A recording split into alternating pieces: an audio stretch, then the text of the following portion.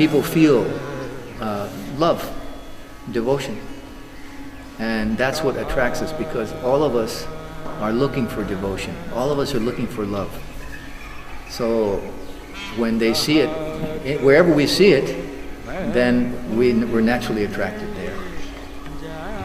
It seems that the cows here, you can see that they feel this love. Yeah. And they're full, like, I don't know how to say, like, they're full with love, so they look happy, they look relaxed, and you feel that also love is coming from them. Yes. This is special. Yes. That's why in India, they say, the Indian scriptures say that the cow is the mother. They say Go Mata. Go means cow, Mata means mother. Mother cow. Because for that very reason is that they're very loving. Just like we have, you've seen, we have some antelope. They're not cows, but they're like cows. So we have, one of the antelopes came to us because she lost her mother. When she was an infant, she lost her mother, and she only drinks milk for the first month. And so without her mother, she's going to starve. So she came into the village looking for her mother. Her mother was lost. So she came up to a cow and she started drinking the cow's milk. She started, and the cow let her. The cow, even she lets an animal of a different species drink her milk. And I've seen pictures of monkeys drinking, cows laying down and the monkeys drinking her milk, and she just said, okay, you can drink it. I don't care. She's a mother. They have this attitude of a mother. And the greatest love in the world is the love of a mother for her children. And so these cows, they have that attitude. They have that attitude where if they're happy and peaceful, then they actually treat us as their children. And so it makes it's a very rewarding activity. Cow protection is a very rewarding activity. Before milking the cows, you let the cow first to suck her milk, and then you start to milk the cow. Why is that? Why? There's meaning for that? The cow, they have a chamber where they keep the milk above their udder, or in the upper part of their udder. They keep the milk there. They can hold it up. But when they see the calf, then they lower it. They lower the milk, or at least a portion of it. They can control how much they let down. So when the system is here in India, when you milk by hand, then we bring the calf to the cow, and then she lowers the milk, and the calf starts drinking. What we do here generally is there's 4 chambers, 4 teats.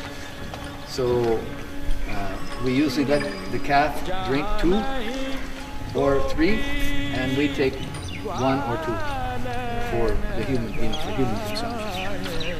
So generally what we do, what the cow herdmen will do, they'll let the calf come to the cow, she'll let the milk down, then they'll tie the calf next to her, and then they'll milk half of it, and then they let the calf go back.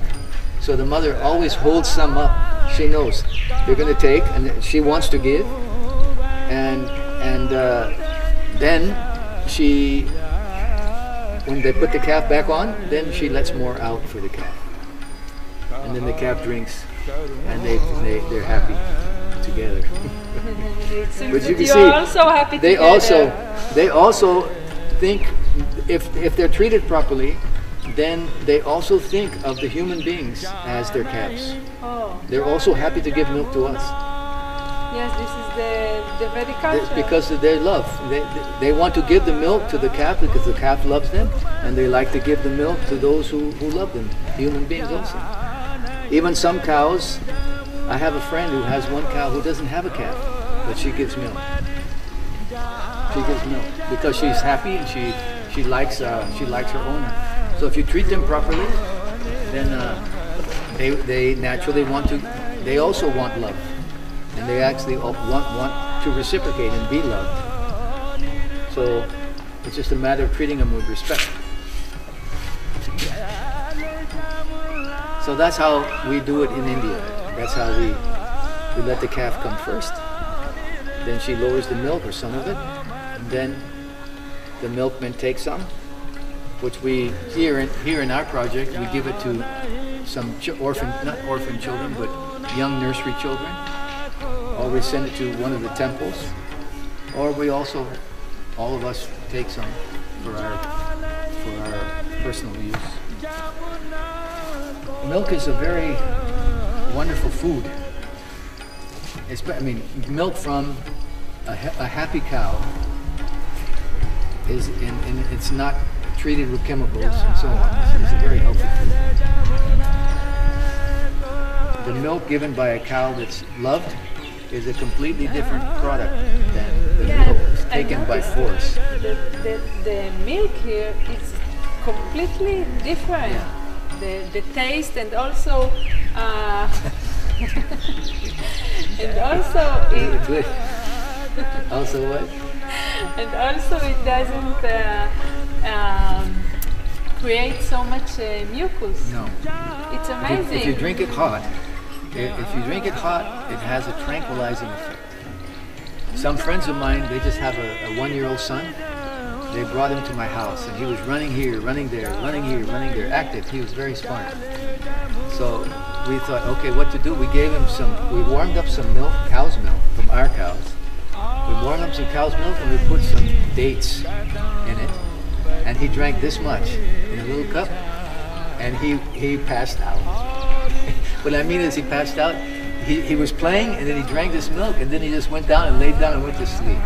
Yes, yeah, it has a tranquilizer. It's a natural tranquilizer. Yes, I drink 1 cup and I become relaxed. Relaxed, completely relaxed. It's completely relaxed, and it's actually like a drugs or something like that, because the mind becomes so quiet, so See, look at the cows, how peaceful the cows are. So it stands that their milk, if you drink their milk, you become peaceful. If they're peaceful, if they're anxious, if they're in anxiety because they don't see their calf, they're not, they're mistreated, they're not loved, then that milk has a different effect. The anxiety goes into the milk, and then who drinks it becomes anxious or sick. So that's why even dairies in Switzerland has many cows. They say that the best way to increase milk production is to make sure the cows are happy. And so they have big brushes. They have like a recreation place where the cows can go and be brushed, and they say they like to wander around and walk around and choose a place to sit. The more you tend to make them happy, the more milk they produce, and the better is the milk.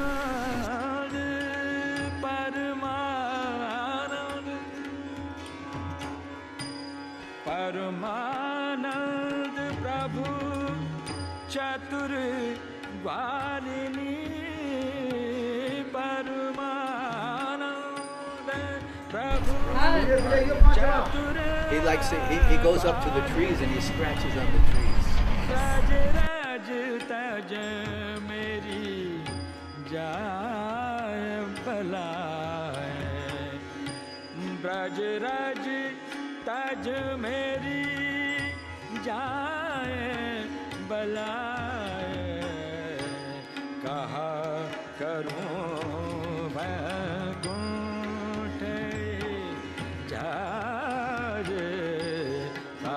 The cleaning of the place, it's act of love. I think it's maybe the first act of love. Keep the place clean.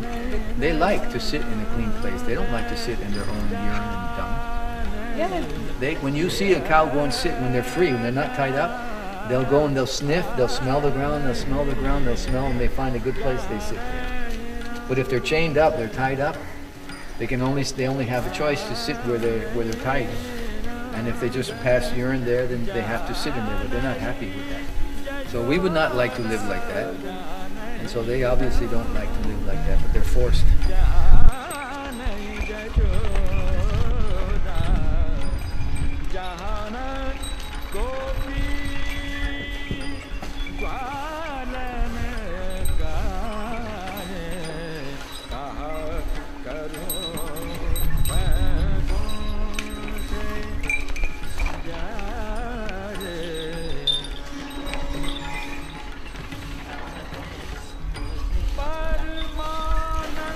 How you maintain this place, actually?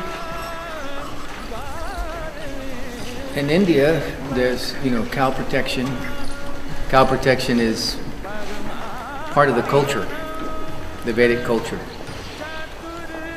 So Buddhists protect cows, Shivites protect cows, people who follow Mother Durga, they collect cows, they protect cows. People who follow Lord Krishna, they protect cows. And of course there's also a community of people who just love animals, animal rights lovers. PETA has an office here in India. So mostly people from the community that like to protect cows, they give donations.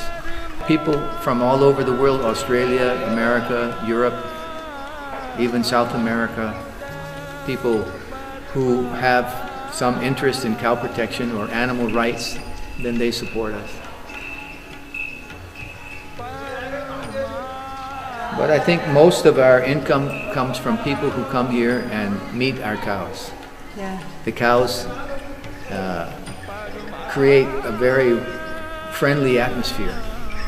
So people, when they come here, they feel inspired to assist somehow.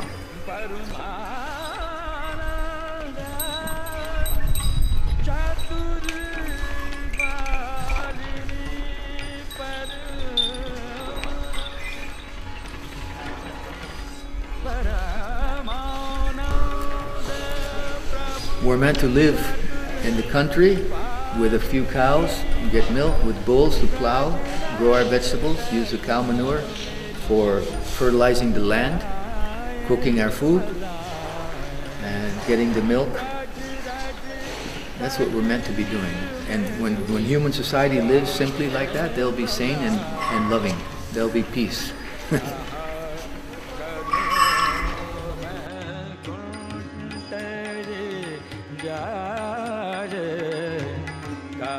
This boy is physically handicapped. He can't speak, he's mute and he can't speak, and he has trouble with coordination. And he came here with his father, who used to work here, and he used to just stand around and watch his father work because he couldn't get a job anywhere. And we started asking him, okay, just pick up some cow dung, do something, instead of, you're a young man, instead of just standing around doing nothing, pick up some cow dung. And as he did it, he started becoming strong, he started getting his health back, and now he can manage a full wheelbarrow, which is maybe 100 kilos. And he can manage it. He's very alert. Mentally, he's very alert. He's not mentally handicapped, he's physically handicapped. And we've seen, he's been working here about 8 months, and he's become almost, he's improved tremendously. And of course, people say it's because of having pleased cows. He's very, very affectionate towards the cows, and the cows like him very much. And so we suspect that part of the reason he's improved so much is because the cows have blessed him. See, one thing is, you can see that if cows are treated with devotion, if cows are treated with affection, they become pets. They become very much like a pet that we have. Many people keep pets in their home. So actually, cows are actually very wonderful pets. But people don't know this because they just don't. They only see them as things, like you were saying. They don't see them as living beings, they see them as things, objects, like a plant or like a tree or like something to harvest that makes profit. But if you treat them nicely, they are very affectionate and they're very curious. They're very wonderful animals. We here in Vrindavan, many families, they keep cows in their house, and the calves, the small babies of the cows, they keep in the room with their children, and so they sleep at night with the calf in the children's room. So they're not. I mean, they're considered like household members. They're considered like family members in the cultured family. The cows, on the average, they pass dung about 13 times in a 24-hour period. They pass a lot of dung, and we use it for the garden. But you can see about the speciality of the cow is that the dung does not smell bad. It does not smell bad. It smells like, the only thing it smells like is after the rain falls on the earth and there's a beautiful smell. This doesn't smell bad. You can see for yourself. Yes. It doesn't smell bad. It doesn't smell bad at all. So this proves. Because what they're eating? They're eating grass and hay. Fresh grass. Fresh grass. Yeah. Only fresh grass. Fresh grass and hay, like the stalk of the wheat. Oh yes. So, and we use this for cooking. We use this for making plaster on the wall. You can see here, this is all cow dung, dried cow dung. Mm-hmm. Why you do it? It just has a beautiful color. It actually has a very peaceful effect on the mind, and it's also clean. It's clean. So now everyone is cleaning up the barnyard. This is amazing. But I've smelled it before. Nothing. Because it's used as manure, right? So yeah. It's a growth product. The young girls collect the cow dung. You can see, well, here in the Goshala they make like round patties with the cow dung. They stick them on the wall and they dry them, and they use them, once they're dry, they use them for cooking. So that's generally the women of the house. What does it mean for cooking? They cook this? They make fire with the cow dung patties, and then they put a pot on the fire or a skillet on the fire, and they make bread, chapatis. And the chapatis that are cooked with cow dung fire, they have a very earthy taste. It enhances the taste. The food becomes, cow dung burns at the perfect temperature to cook the food and not allow it to lose much nutrition.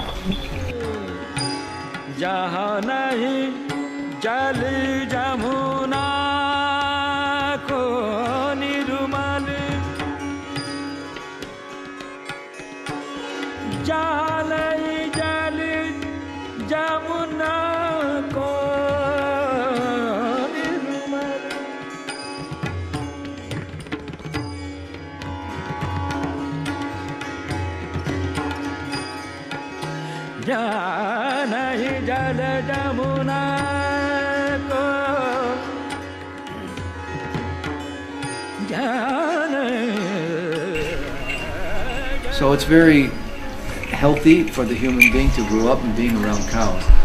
The scriptures also explain that of all the animals, the cow is the cleanest. Their urine is like medicine.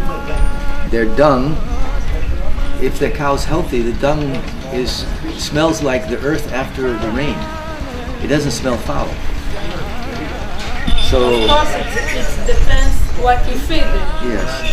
And if they're sick, if they're eating garbage, then the dung will be foul.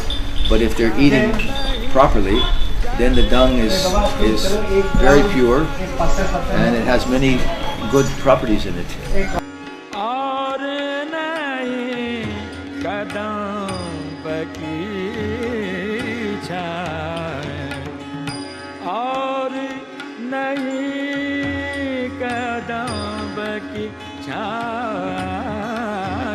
See, these cows, they're not his mother.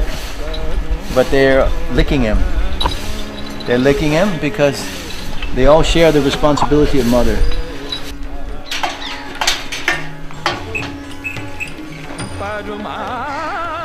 Cows are very sensitive, they're very loving animals, and so they actually demonstrate a lot of gratitude and affection towards their keepers. So it very much helps one develop a loving attitude because they're motherly.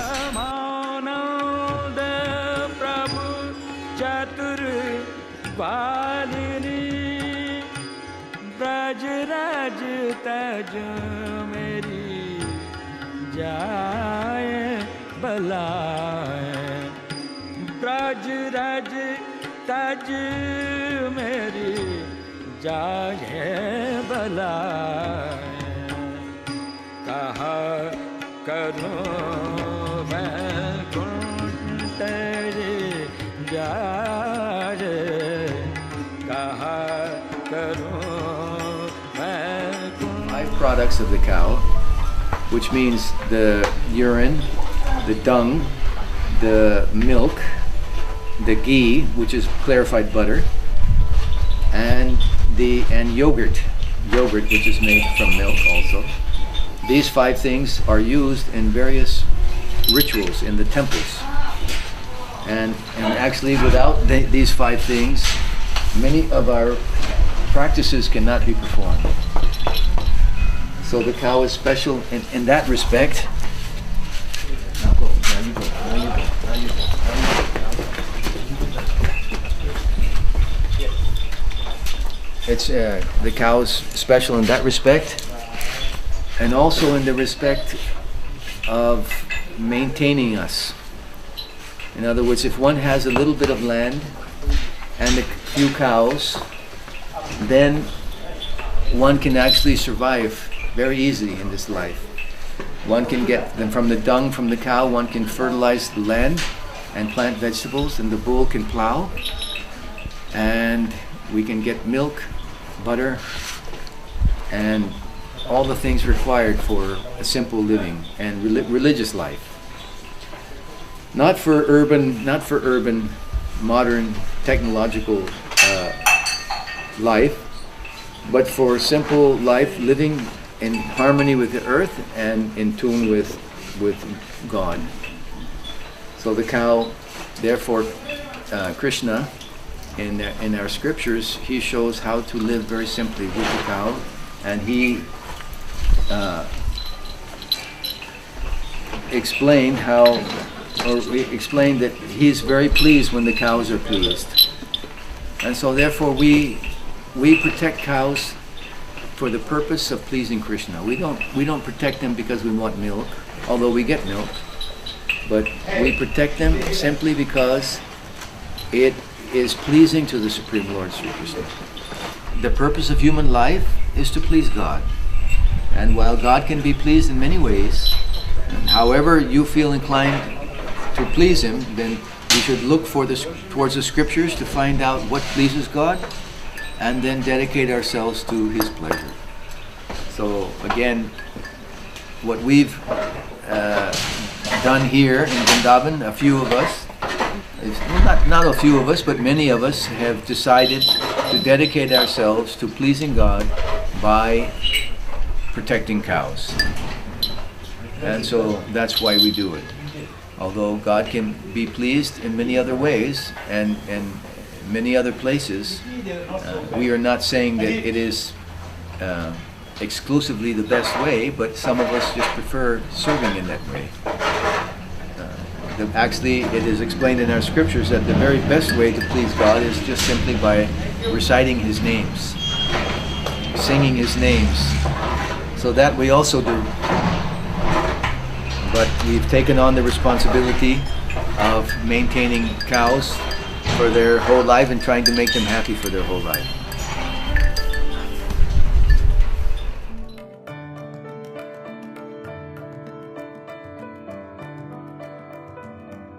And so it makes it's a very rewarding activity. Cow protection is a very rewarding activity. makes you feel well. It makes you feel happy inside, and it's actually a training ground for bhakti, for devotion. Because what makes one happy is performing work with devotion. Devotion, you mean with love? With love, yeah. Devotion, love.